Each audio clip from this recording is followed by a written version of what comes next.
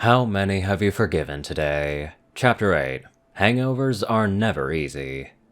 Anon takes a slow breath in through his nose and lets it out his mouth. This ritual of his seems to do little to calm him.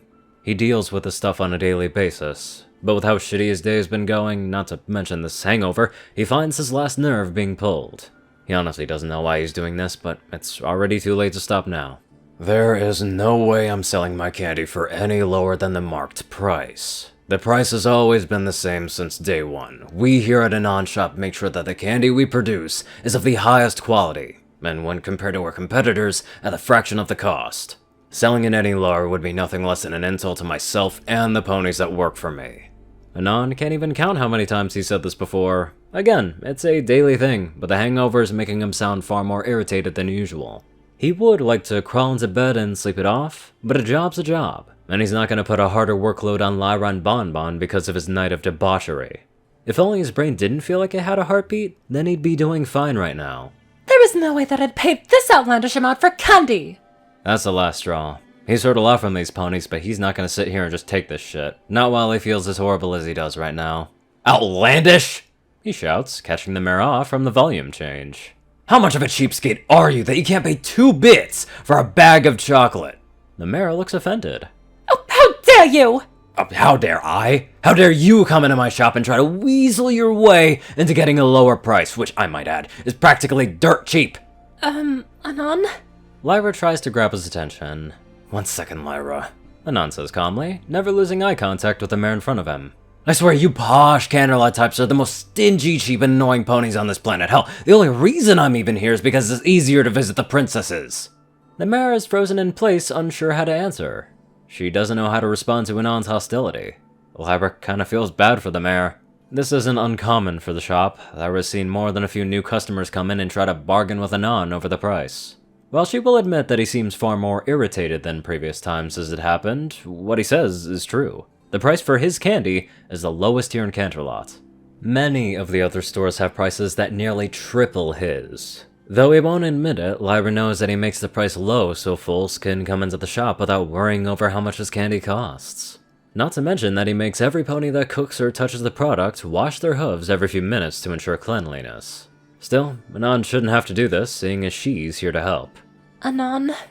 Lyra rests her hoof on his hands to grab his attention. Anon looks back at her.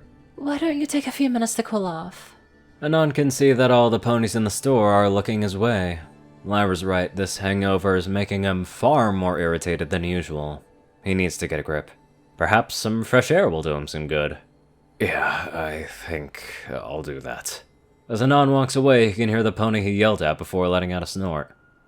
Now that the beast is gone, let's talk You cheap broodmare! Lyra yells. Don't you dare talk about Anon that way! Anon can't fight a smile as he walks out of the shop. Yeah, a bit of fresh air will definitely help him. Sorry? Shining looks at the princess, confused. It's as I said, Captain. Any and all orders given to me by last night were made while I was under the influence of salt. I need you to inform me about any and all things that may have transpired that night. Well, that does make a bit of sense now that Shining thinks about it. Both of the sisters and Anon seemed to be acting very strange last night. Shining didn't think much about it, seeing as they weren't causing any trouble, at least for him. He casts a brief glance at the table that's filled with cake boxes. Well, there is that. Well, I guess it all started when the 3 of you came into the barracks. In the past, Shining is looking over a few more forms that were sent in by ponies that wish to join the guard. Many of them have references and contacts from jobs to vouch for them, but that matters little in the Royal Guard. If ponies can't complete the training, then there's no way they'll be accepted. He'll need to plan a gathering to put these stallions to the test. Shining has seen a lot of things in his time with the guard, and those colts need to be ready for anything, because that's what truly makes the guard special. To look at any situation with a stoic and controlled attitude. Shining's attention is taken from him as he hears a large bang from outside of his office. Then the laughter of ponies can be heard echoing all the way to his office. He doesn't know what's going on, but if some of the privates went out partying again, then he's gonna have to make them gallop until they vomit. Shining gets out of his seat and walks to his office door, but when he opens it, he pauses at what he sees.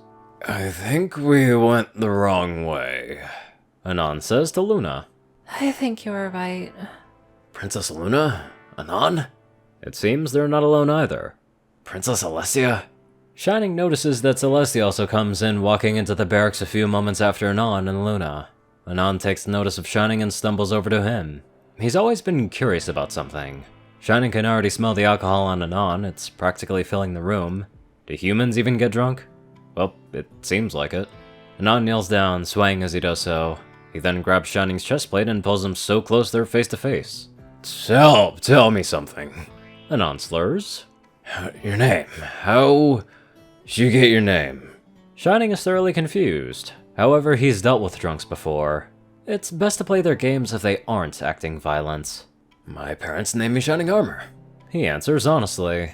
I told you. Celestia calls out in a sing-song voice. Anon whips around to face her. Quiet, I don't believe you ponies name your kids so perfectly. It's magic. Shining can see Anon getting red in the face, if that were even possible given his current state. Anon quickly turns back to face Shining. He looks him over a bit before a grin appears on his face. How do you explain that? Anon points to his armor. It's not shiny at all! Shining looks down at his armor. It has been a few days since he last polished it.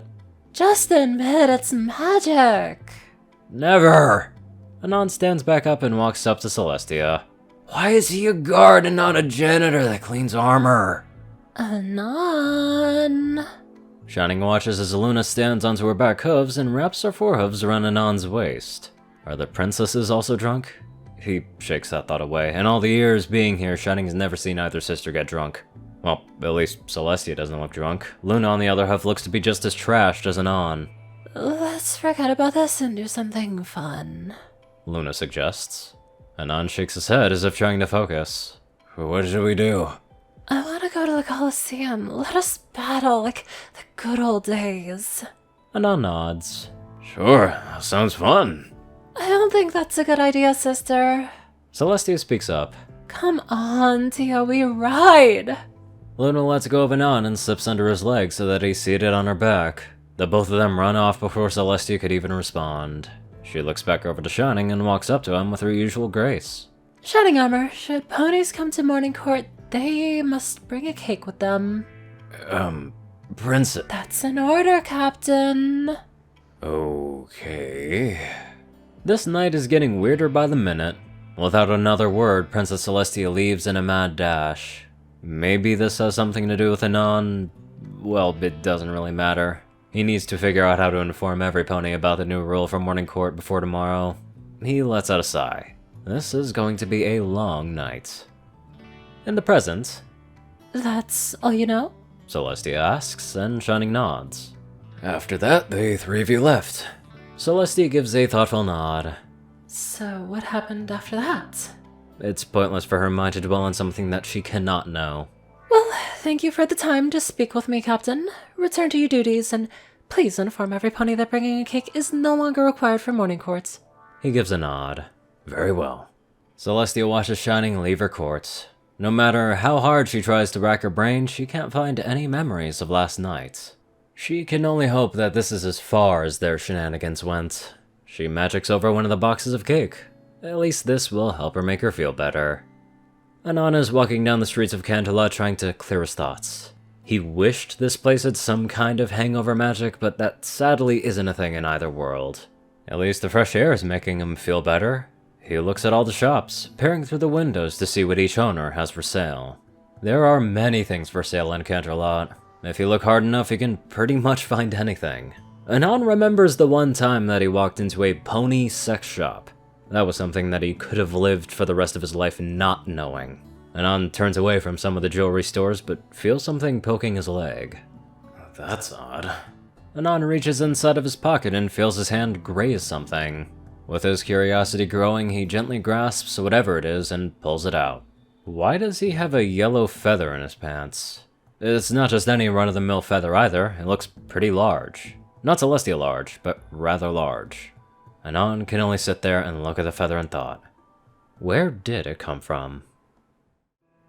That hangover must have done something especially weird with him. Because he's figuring out one thing after another and it just keeps on happening. Who knows, maybe he done something drastic. We'll find out about that later on, but let's get on to our sober donators. Top donators are 630, J10Man, Darkside, Only One Thing, Dash of Evergreen, and Ceru Orion.